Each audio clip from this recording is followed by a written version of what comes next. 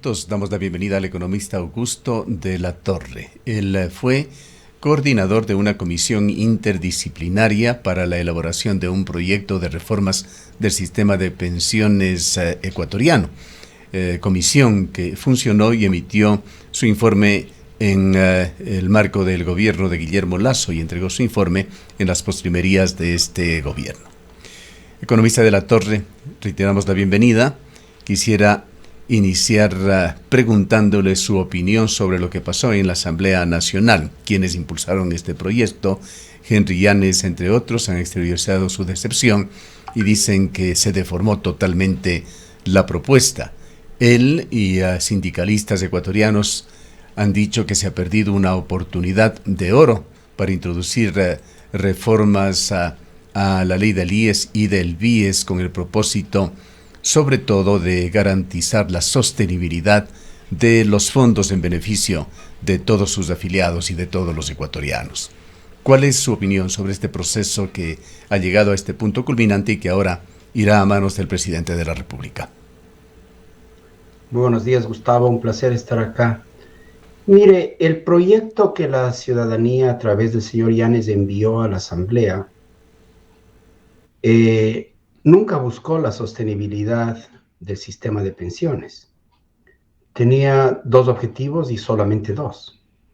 El primero, cambiar la composición de los directorios del IES y del BIES a fin de que exista una mayoría en favor de los afiliados y jubilados y que el Ejecutivo no tenga el control de ese directorio. Ese era el objetivo número uno. Y el objetivo número dos era de que se especifique que el pago de la deuda se debe hacer entregándole al BIES o al IES acciones del Banco del Pacífico y de otras empresas públicas. Estos dos objetivos fueron muy modestos desde el comienzo. Ninguno de los dos ataca el problema de raíz, el problema estructural del sistema que está ya entrando en bancarrota. E incluso si los dos se hubieran pasado conforme a lo propuesto por el señor Yanes y los afiliados que firmaron esta iniciativa, no arreglaban para nada el problema. Lo que ha salido es algo muy cercano a lo que ellos pidieron. Se cambia la composición del directorio y se abre la puerta para que se pague lo que el Estado le debe a la Seguridad Social, incluyendo a través de acciones de empresas públicas. Pero ya no es una obligación, es una opción, de una forma de pago. Desde ese punto de vista, me parece que ha conseguido el 75% de lo que pidieron. Queda como presidente del directorio, bajo la aprobación de la Asamblea, el representante del Ejecutivo, y eso me parece que es la principal razón por la cual los que propusieron esta ley están decepcionados, porque ellos no querían, creo que con buena razón, que el Ejecutivo domine ese cuerpo colegiado. Pero cuando uno ve la cosa con un poquito más de perspectiva, me parece que seguimos teniendo el gran problema de que al paciente, que se llama IES, el doctor le diagnostica y dice que necesita una operación de corazón abierto.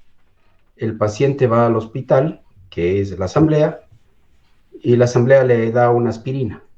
O sea, nada de esto va a ayudar a resolver el problema, los tres problemas fundamentales que a mí me parece que tiene nuestro sistema y que requieren repararse urgentemente. Uno, sostenibilidad financiera y fiscal.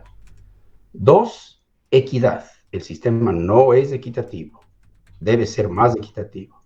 Tres, credibilidad. El sistema está perdiendo credibilidad con la fuerza de trabajo joven. Esos tres hay que resolverlos, para eso necesita una reforma integral profunda. Lo que la Asamblea pasó, en el mejor de los casos, es intrascendente. Y en el peor de los casos puede más bien hacer daño porque puede complicar aún más los procesos de decisión de una reforma que cada vez se vuelve más urgente. ¿Qué es lo que más le preocupa de lo decidido en la Asamblea, de la forma en que quedó la propuesta que ahora va a manos del presidente? Mira, hay una cosa buena de lo que sacó la Asamblea que sí me gusta, coincide mucho con lo que la Comisión propuso, y que es que le da un plazo al Ministerio de Economía y Finanzas y al IES para que se pongan de acuerdo sobre el tamaño de la deuda no documentada que le adeuda el fisco al IES. Le da un plazo para que se ponga de acuerdo sobre esa deuda, que la reconcilie, e incluso dice que puede haber arbitraje por parte del Contralor, pero que se fije ese monto y que se empiece a acordar, a discutir, a negociar un plan de pagos, que tiene que ser de Pero largo plazo, porque no estamos se, hablando de... no se han puesto cronogramas, plazos, términos. No, porque me parece que la ley debería dejar que, y creo que eso lo hicieron bien, dejar que sea el Ministerio de Finanzas del IES los que acuerden un plan de pagos que sea consistente con las capacidades de pago del fisco, que sabemos que están muy debilitadas. Pero en fin, eso me parece que es razonable. Ya, En pero la esto, y composición, perdóneme la interrupción, no deja abiertas las puertas para que se maneje, se manipule, podría decirse también, la situación, dilatándola en una forma excesiva por parte del gobierno o los gobiernos que tengan que considerarlo. ese riesgo existe, pero el otro riesgo es peor. Imagínese usted que los asambleístas que no conocen nada de los problemas fiscales ni de las realidades fiscales, parece que no conocen nada, decidan cuál va a ser el plan de pagos, y ese plan de pagos requiera un aumento de 3 puntos adicionales del IVA, de lo contrario no hay cómo financiar. Esa me parece que sería un exceso de meterse en los detalles por Sí, parte de la quizá no Asamblea. llegar a eso, pero sí proponer, digamos, un año para que se tenga un plan y tenga que ser considerado por Sí, los diversos actores. a mí nosotros habíamos sugerido 6 meses para que se reconcilie la deuda, se defina su tamaño, y 6 meses más o algo así para que se acuerden un plan de pagos. Lo clave para la Asamblea, me parece a mí, es entender que si el plan de pagos requiere mayores ingresos, la Asamblea tiene que definir cómo conseguir esos mayores ingresos, porque simplemente no le puede decir paga a un Estado que está también con problemas de caja enormes. Entonces, de alguna manera, la Asamblea tiene la obligación de ver no solo lo que hay que pagar, sino con qué se va a financiar lo que hay que pagar. Entonces, me parece que la Asamblea debería haber, si es que quería más precisión sobre el plan de pagos, debería haber dejado abierta una puerta de cómo se va a financiar ese plan de pagos. Pero, en fin, eso no se hizo. Lo que me preocupa un poco más es el lado de la composición de los directorios. Primero porque se lo complicó demasiado para el BIES. El BIES debería ser simplemente un administrador de las reservas del sistema. Durante 5 décadas tuvimos un grupo de 3 personas que era el comité de administración de las reservas. Ese grupo decidía cuánto iba a créditos hipotecarios, cuánto hay quirografarios, cómo se invertía en otras cosas. No se necesita nada más, no se necesita un banco. Entonces, la comisión había propuesto simplificar mucho este esquema. Esto de convertirlo en un Y banco de primer piso, ¿no le parecía a eso no usted tenía bien sentido. desde el comienzo? No, o sea, que un fondo de pensiones sea dueño y administrador de un banco es una cosa absurda. Así Ese no es la como la función de un fondo de administración del Banco del pensiones. Pacífico cae en lo mismo. Sí, claro, o sea, el Banco del Pacífico es un banco comercial que el Estado está tratando de vender, pero que un fondo de pensiones público administre y sea dueño de un banco, eso no tiene sentido en ninguna parte del mundo. Entonces, me parece bien que la Asamblea no haya aprobado esa propuesta, que de todos modos era descabellada. Y la composición del directorio, ahora tener 5 miembros en vez de 3, no sé en qué va a ayudar. Los 5 van a tener que administrar la bancarrota. Quien quiera que esté de directorio del IES tiene que administrar un sistema que esté en bancarrota. Entonces ya no es, el IES ya no es la caja chica del Estado, ya no es un sitio de botín político, es un área que hay que reformarla, y que hay que reformarla con energía porque se nos está yendo de la mano. Entonces, que esos 5 personas faciliten esa reforma, a lo mejor la empeoran. Por eso yo decía, en el mejor de los casos es intrascendente, en el peor puede más bien estorbar la cosa, Y complicar la quizás, cosa innecesariamente. economista, muy buenos días. Uno de Buenos los días. inconvenientes de aquí también es no solamente el número, ahora son 5, sino los procesos eleccionarios que deberán realizarse. Recordamos que hace no mucho ya hubo algunos problemas respecto de cómo mismo debe elegirse a tal o cual representante, y el representante del Ejecutivo pasará por una terna que será que entrará a manos de la Asamblea Nacional, y la Asamblea Nacional será quien designe. Sobre esto también hay plazos, se ha establecido las formas de cómo se va a proceder. No, no he visto los detalles de esta propuesta, pero usted tiene toda la razón. Es posible que el proceso de selección sea aún más engorroso y la formación del cuerpo colegiado se vuelva aún más disfuncional. Y además no se pone énfasis en algo que a la comisión le parecía esencial. Lo que importa es el perfil de los miembros del cuerpo colegiado, sus habilidades, sus destrezas.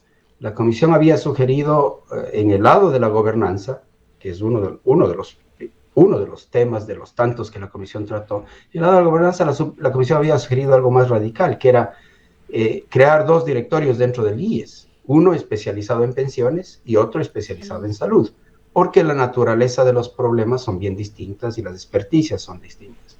Y para el de pensiones habíamos sugerido también un cuerpo colegiado de 5 miembros que incluyan experticias legales, económicas, actuariales, contables, y que los periodos de sus miembros no coincidan con los periodos de los gobiernos de turno, con vistas a que sea un cuerpo colegiado con mayor prestigio, más profesionalismo, más integridad, y no tan metido, digamos, en el trajín de la política. Pero, en fin, el tema es que lo que está saliendo es demagógico en un sentido auténtico, es demagógico porque le hace pensar a la población que se está arreglando algo y cuando no se arregla nada. El Ahora, quizá problema que... lo fundamental, la economista de la Torre, es la proyección del IES, la sostenibilidad, como usted señala, y esto nos lleva a los análisis actuariales. Usted nos comentó en una última entrevista que tuvimos cuando finalizaba ya el trabajo de la comisión, que había tenido apertura total del gobierno de Lasso para ingresar a los archivos del Instituto Ecuatoriano de Seguridad Social, y asumimos que tendrá muy buena información sobre eso, pero lo dejamos para un poquito más adelante. Quisiera hacer antes una pregunta de tipo coyuntural. Hace pocos días estuvo Eduardo Peña, el presidente del Consejo Directivo del IES, en un medio de comunicación, y hizo algunas propuestas que cayeron para muchos como un balde de agua fría. Se planteaba subir de 5 a 30 años los años para el cálculo del monto de la pensión por jubilación. Se planteaba también aumentar el porcentaje de aportación del afiliado del 20,6% al 30%, y se dijo además de que esto se esperaba aplicar a partir del 2024. Hubo mucho más en esta propuesta, pero no tenemos el espacio dentro de una pregunta para plantearlo. En todo caso, en lo fundamental, se ha dicho por parte de diversos actores de que esta sugerencia y las otras hechas por Eduardo Peña provienen del informe que usted y los comisionados hicieron, es decir, son parte de la propuesta de la Comisión Interdisciplinaria para la mejora del sistema de pensiones del IES. ¿Es esto así? ¿Tuvo asidero su informe y de alguna manera se lo está poniendo dentro de la agenda del Instituto Ecuatoriano de Seguridad Social? Mire, yo me imagino que lo están estudiando, pero las propuestas que están saliendo del IES no coinciden con las que la comisión hizo. Recuerde, estimado Gustavo, que una reforma, un sistema de reparto como el que tiene el Ecuador, en el fondo va a ser un menú de cambios a los parámetros. Y hay como 10 parámetros que se pueden cambiar, y siempre se puede escoger si se cambia uno, se cambia otro, se cambia uno más, se cambia uno menos. La comisión había detectado en las reuniones con la sociedad civil que 2 parámetros eran demasiado sensibles para la población. El primero, la edad mínima para jubilarse, y segundo, la tasa de aporte. Por tanto, la comisión prefirió hacer una propuesta de reforma del sistema que no incluya cambios en los dos parámetros. Entonces, nosotros no propusimos que cambie la edad mínima de jubilación, que es la de 60 años, ni tampoco propuso un aumento a la tasa de aporte. La comisión propuso otros cambios paramétricos. Propuso que se aumente el número de años que se tome en cuenta para calcular la pensión. Propuso que el número de años de contribución asociada a las edades mínimas de jubilación cambie con respecto al sistema actual. Propuso que se cotice sobre 14 sueldos en lugar de 12 porque se reciben 14 pensiones. Y otro importante cambio paramétrico que propuso un cambio en la fórmula que se usa para calcular lo que se conoce como la tasa de reemplazo, es decir, la pensión definida como un porcentaje de los sueldos previos a jubilarse. Nosotros propusimos que eso esté sujeto a una fórmula que le dé racionalidad a esa tasa de reemplazo. El conjunto de estos cambios paramétricos, según nuestras estimaciones y proyecciones actuariales, le pondría al sistema ya en una senda de sostenibilidad y limitaría el peso que el sistema de pensiones tiene sobre el presupuesto fiscal, que es un peso que tiene que ser acotado. De lo contrario, el sistema de pensiones le va a echar abajo al presupuesto general del Estado. Entonces, habíamos hecho una serie de propuestas sobre esto. Además, habíamos sugerido que se creen gradualmente y se amplíen sistemas de ahorro para la vejez.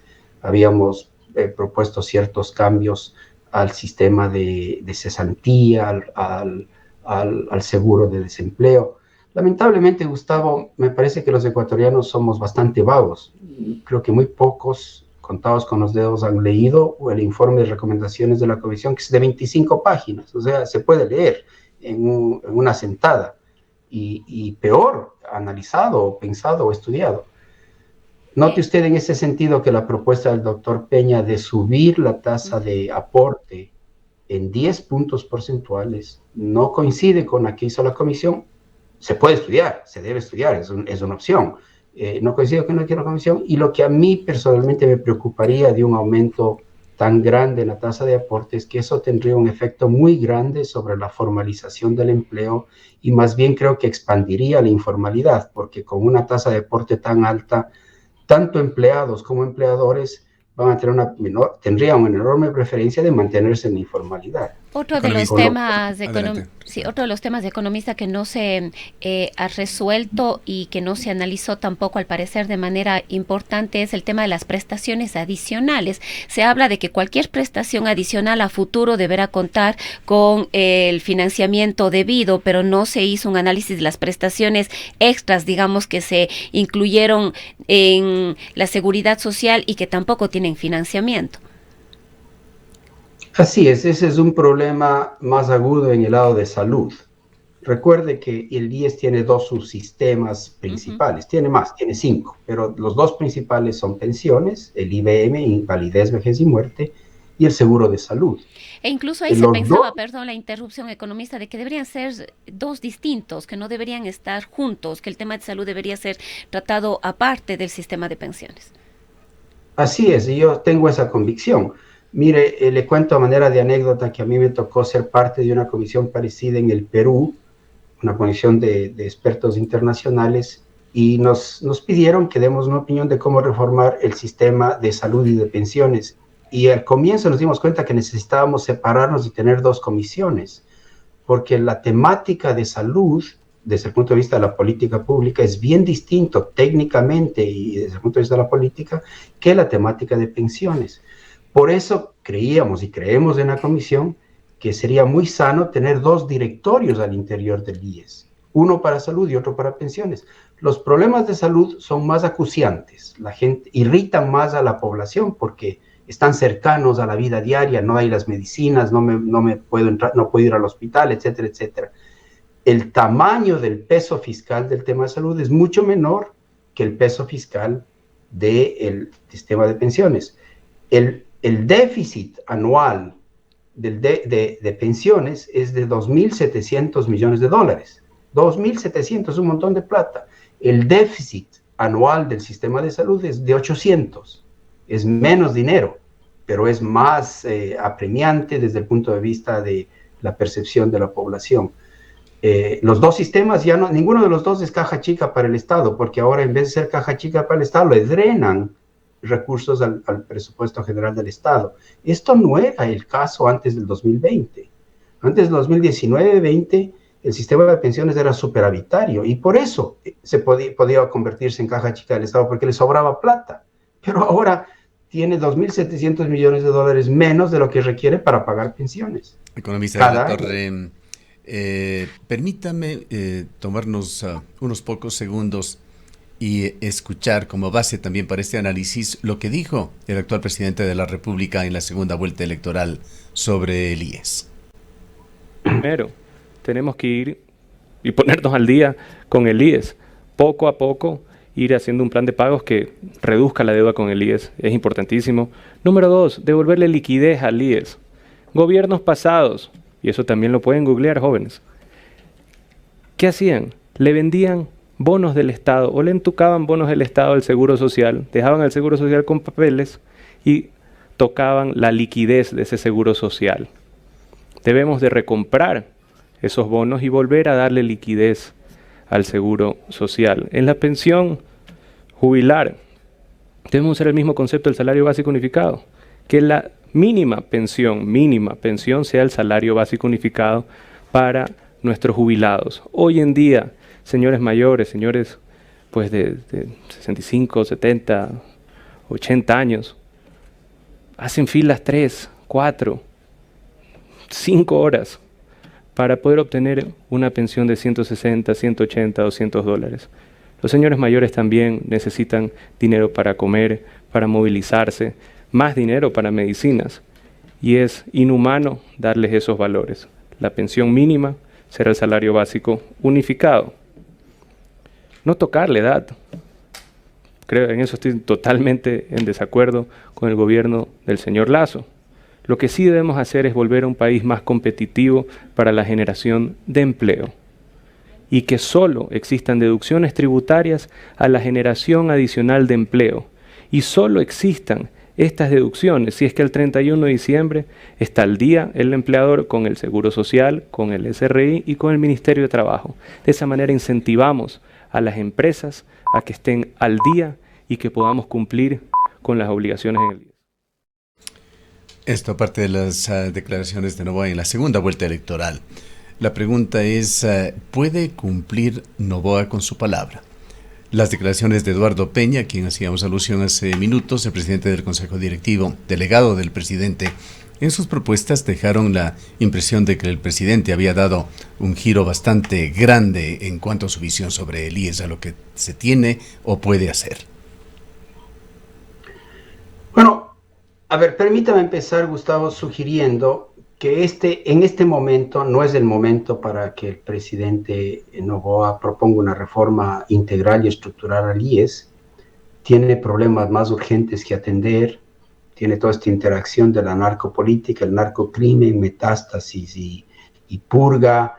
Ese es un problema de enorme prioridad para la población y hay que seguir haciendo lo que lo ha hecho con bastante éxito hasta ahora, que es ir reduciendo la violencia y tomando control del uso legítimo de la fuerza otra vez en el país.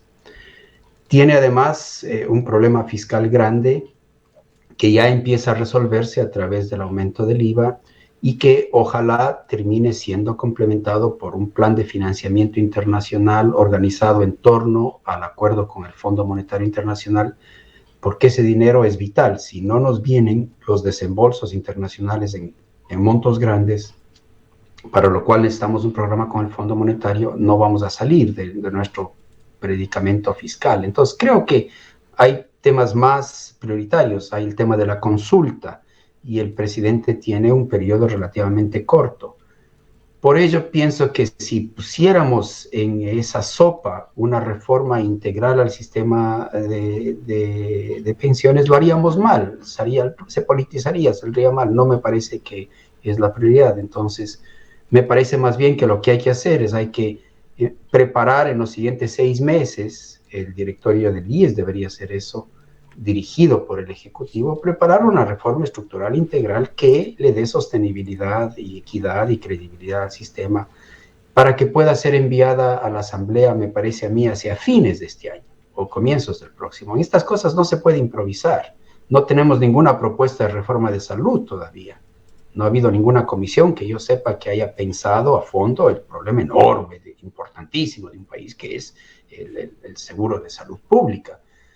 Para pensiones al menos tenemos buenos diagnósticos y al menos hay una propuesta que se trabajó en 6 meses, que puede ser un punto de partida. Por eso el presidente ahora está, digamos, su mente está ocupada en otras cosas. Debería en algún momento darse tiempo para entender la complejidad del problema de seguridad social. Muchas de las cosas que él dice son correctas. Es cierto que el Estado necesita tener un plan de pagos de su deuda. Eso es cierto.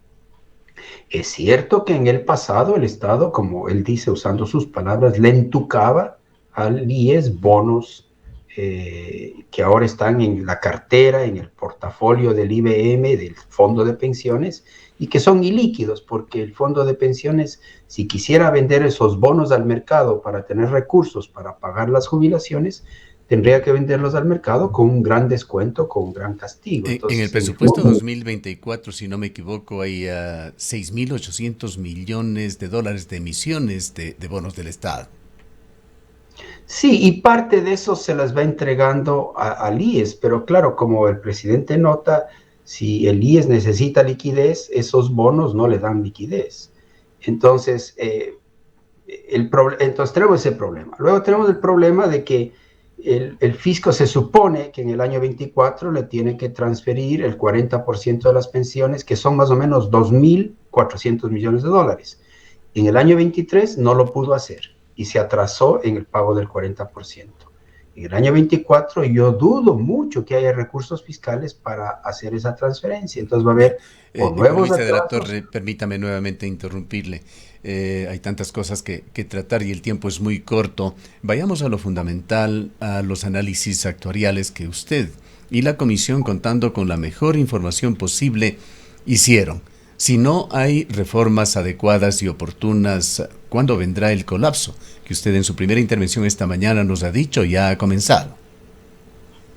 Sí, a ver, si el fisco no puede pagar el 40% de contribución cada año, que son, estamos ahorita a un ritmo de 2.400, la vida del sistema de pensiones se achica, porque se va a ver obligado a desinvertir agresivamente y una vez que terminó de desinvertir los activos líquidos, ya no va a haber dinero.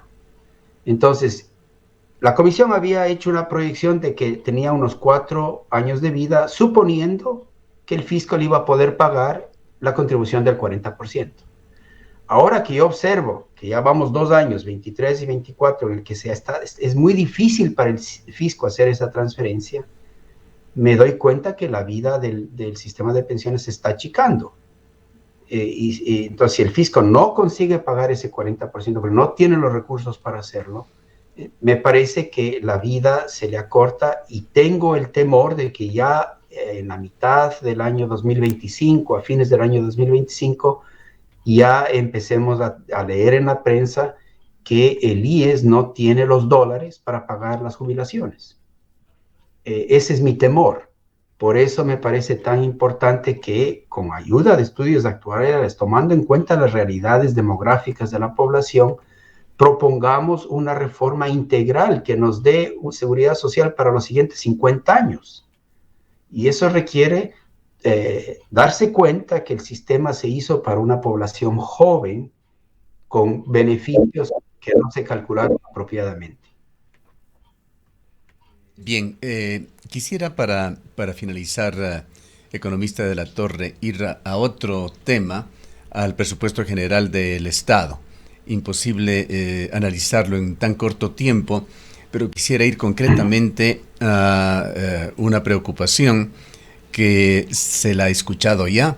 Hay varios colegas suyos en el espectro, unos de izquierda, otros de derecha, entre ellos está Alberto Acosta Burneo, quien nos dijo recientemente en una entrevista que no es conveniente ni es necesario un acuerdo con el Fondo Monetario Internacional.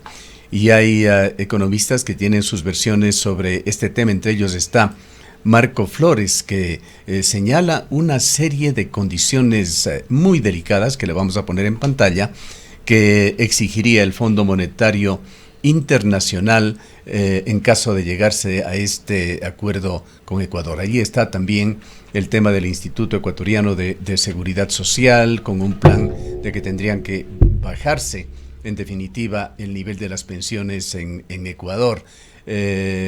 Quitar, por supuesto, el subsidio a los combustibles y, además de eso, imponer un impuesto adicional y una serie de medidas. Usted posiblemente ha visto este mensaje y en todo caso está en las redes sociales para analizarlo. ¿Qué conveniencia ve usted en cuanto a un acuerdo con el Fondo Monetario Internacional que es inminente, pues tanto desde el gobierno como desde el Fondo Monetario Internacional? Portavoces han señalado que está en camino. A ver, creo que hay más o menos un consenso importante entre los economistas que siguen las cifras fiscales y el Observatorio de Política Fiscal, quizás el más confiable, de que el agujero de caja que tiene el presupuesto general del Estado para el año 24 es enorme. Está en el orden de los 6.000 millones de dólares y todo depende de cuánto de los atrasos que quedaron acumulados en el 23 se van a poder pagar o no, pero estamos hablando de una cosa del orden de los 6.000, 7.000 millones de dólares.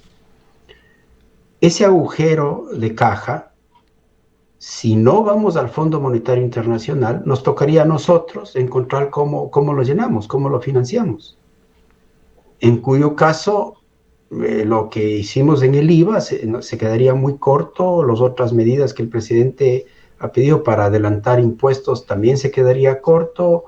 Incluso la totalidad, la eliminación completa de los subsidios también se quedaría corto. Entonces, si es que la decisión de la sociedad es no ir al Fondo Monetario, no ir a los multilaterales, entonces tendríamos que hacer un esfuerzo draconiano interno para ver cómo cubrimos ese agujero.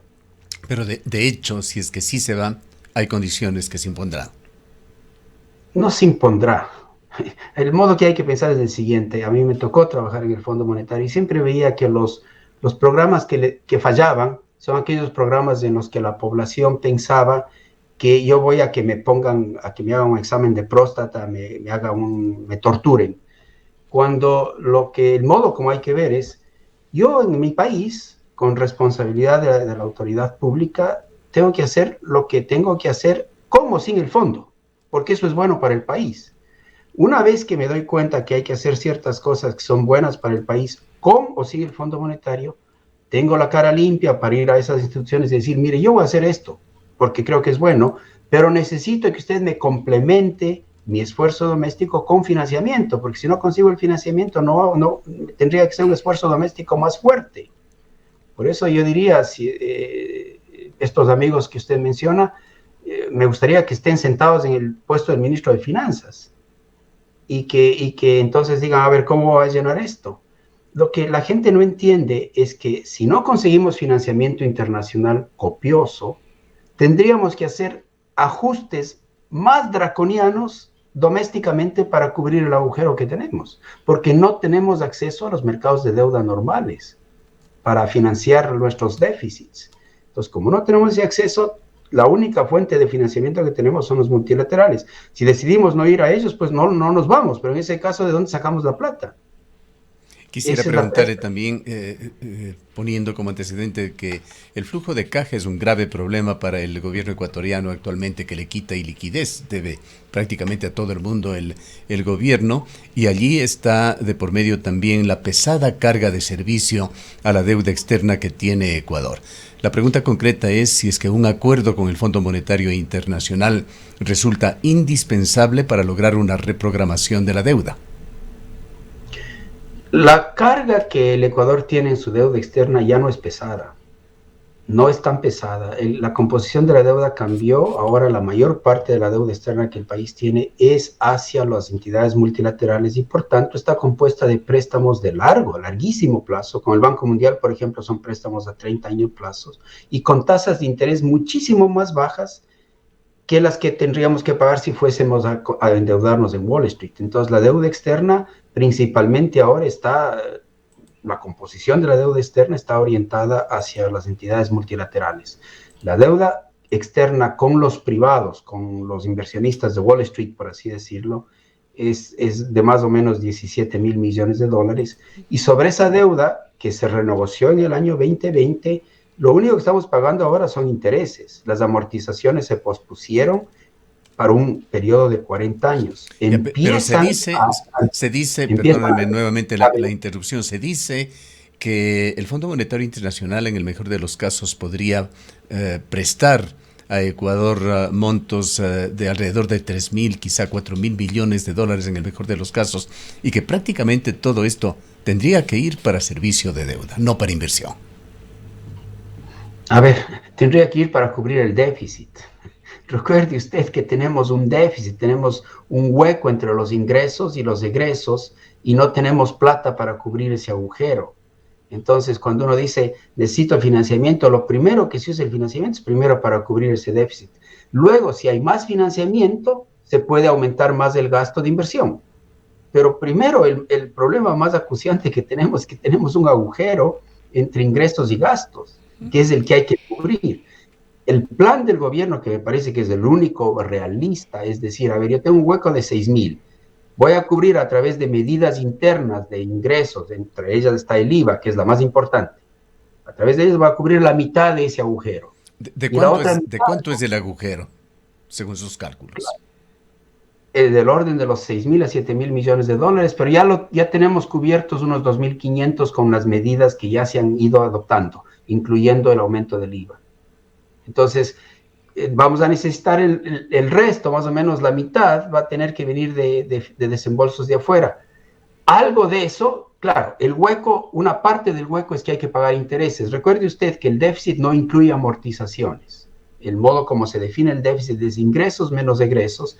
En los egresos se incluyen los intereses, pero no se pone amortizaciones porque las amortizaciones, como dicen los economistas, están por debajo de la línea, son un ítem de financiamiento. Entonces, cuando uno ve el déficit, ve ingresos menos egresos y en los egresos están incluidos los intereses. Tenemos también el problema de que a más del déficit tenemos que amortizar ciertas deudas y ahí el plan del gobierno es refinanciarlas. Por ejemplo, se vencen muchos CETES. El gobierno los va a tener que pagar con CETES. Parte de las amortizaciones que se hay que pagar, digamos, al Fondo Monetario se van a tener que pagar con los desembolsos que el Fondo Monetario nos va a dar. Pero es cierto que el tema del manejo de deuda es importante. Lo que quiero enfatizar es que no se entiende, la gente necesita ver los números. No tenemos amortizaciones que se vencen en la deuda externa con los privados, sino hasta el 25. En el 25 empiezan a vencerse, empiezan a haber vencimientos de amortización en la parte privada. Pero sí tenemos ya en este año amortizaciones importantes de deuda externa hacia el Banco Mundial, hacia el BID, hacia el Fondo Monetario, que son parte, digamos, de los problemas de caja que tenemos. Debemos pensar que usted piensa, y perdóneme la redundancia, que no es necesaria una reprogramación de pagos que Ecuador puede cumplir. Yo espero que no sea necesario. Mire, de lo contrario, nunca vamos a tener acceso a los mercados internacionales normales de deuda. Hace poco, Costa Rica o Perú o México o Colombia emiten bonos a 30 años plazos en Wall Street porque pueden emitirlos a 30 años plazos pagando una tasa de interés razonable. Ecuador no puede, porque Ecuador tiene una prima de riesgo país que le obligaría a pagar, si fuéramos a Wall Street con un bono de 10 años plazo, tendríamos que pagar 22% de tasa de interés, lo cual es imposible. Entonces, si nosotros seguimos reprogramando la deuda externa porque no podemos pagarla, no tenemos capacidad de pago y cada vez tenemos que reprogramarla, nunca va a bajar esa prima de riesgo país y nunca vamos a tener acceso normal al financiamiento internacional.